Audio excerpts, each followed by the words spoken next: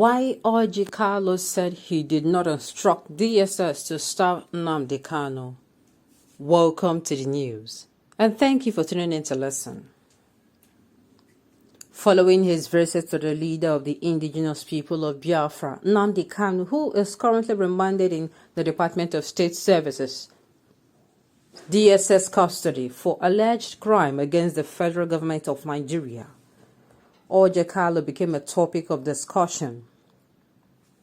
There have been a lot of things said about that visit made by the former governor of Abia to the indigenous people of Biafra, IPOB leader. Meanwhile, the Abia State governor and chief whip of the Nigerian Senate, ORJI KALU, has spoken to the general public to disregard the false claim about him which are being circulated on social media, accusing him to have ordered the Department of State Services, DSS, to deny the leader of the indigenous people of Biafra, NNAMDI KANU, food. It is no longer news that the IPOB leader is currently detained on the order of Justice Binta Musalayako of Federal High Court sitting in Abuja over charges of treasonable felony leveled against his person and the indigenous people of Biafra, grouped by the federal government of Nigeria. However, according to a report by Daily Post on Monday, NNAMDI KANU had accused the security officials of starving him in the DSS facility in Abuja. KANU, who spoke through his younger brother Prince KANU Meme and was engaged in a routine visit to the detained indigenous people of Biafra IPOB leader, also made it known that Nigerian Secret Police had denied him medical test report after collecting his blood sample from more than 21 times. Away from that, the chief whip of a senator and Abia State former governor, Senator ORJI KALU, has cleared himself on the issue through a statement made available by him, as obtained by the Daily Post on Tuesday. KALU had termed the purported claim linked to him as a big fat lie and cheap propaganda to put on cheap and selfish political point.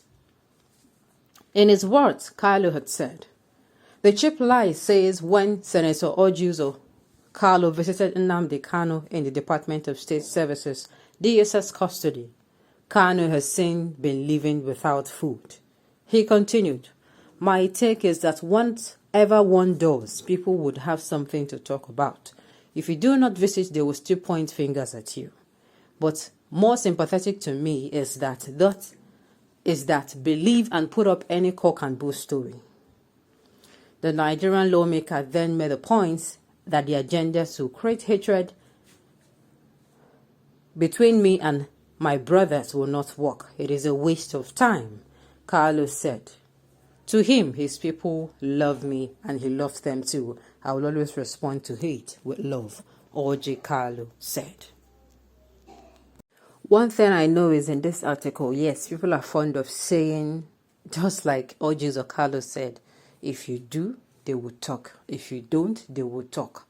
So, while the rounds things going on social media, but I do not think that ORJI KALU has the right, has the power to go in there and order them not to give him food. While that is aside now, I'm still wondering if the DSS custody is now like a prison.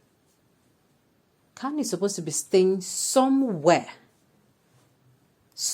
else, not in the Department of State Service. I do not know what is going on there. Now, they even having to take blood 21 times from him. You're taking somebody's blood 21 times from him, and you're not giving him any results. In fact, there is something really, really sketchy about that particular one. So, I just hope that, sincerely, I hope everything about this particular man now, they handle it with care. I've said this before.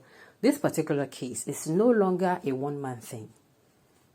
It's no longer a one-man thing. From the moment this man was was abducted from Kenya, because that is an abduction.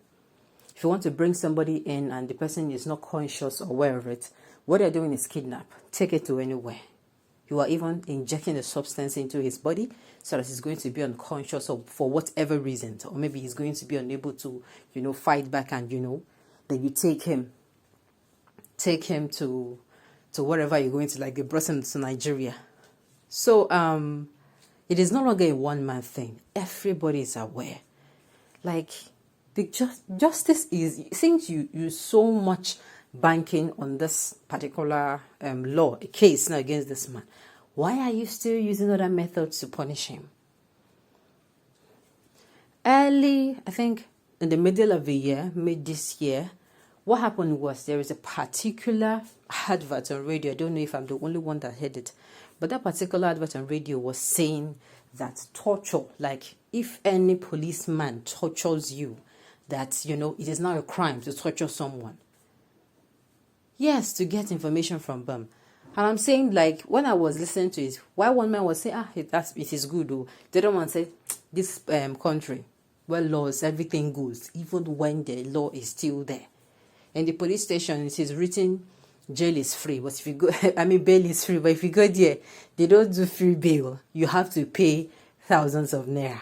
So I was like, well, anything goes, because in this country, like, it is, the law has failed citizens of Nigeria. So now, why are you still touching this man? Giving him conditions or putting him in condition that is going to be detrimental to his health, mental health now, to be very... Look, you can't abuse him physically, because if you go physical on him, it is going to be seen visibly. And of course, the court will have no other option than to say, aha. In fact, if people now see that they have went physical on him, it's going to bring more... it's going to be more trouble. But them subjecting him to mental and emotional abuse, that one is even worse. Because number one, you can't see it. Number two, the damage is long term. Compared to physical abuse, they can beat you up. It depends the physical abuse. You can be beaten every day and, you know, you endure and it heals maybe when you leave that environment. But for emotional and psychological abuse, which has been subjected to here, is how am I going to put it? It's more dangerous, because even when the person leaves the environment, the mind is like still in that place. We have things, and if care is not taken, the person is not fighting, is not the fighting type to come out of that kind of situation, there's going to be problems. So I do not want to believe that ORJI or KALU has the power to go there and tell them to stop giving him food. Like, if the DSS does that, then it is high time that everybody knows that, look, something is really up. If, as ORJI or KALU is, yes, he's not the president of Nigeria, and he's also not, who is it to go there? That is my point. So I do not want to believe, but let's watch as things play out and hope for the best. On this note, we have come to the end of the news. We say thank you for tuning in to listen. Until I come your way next time, enjoy the rest of your day.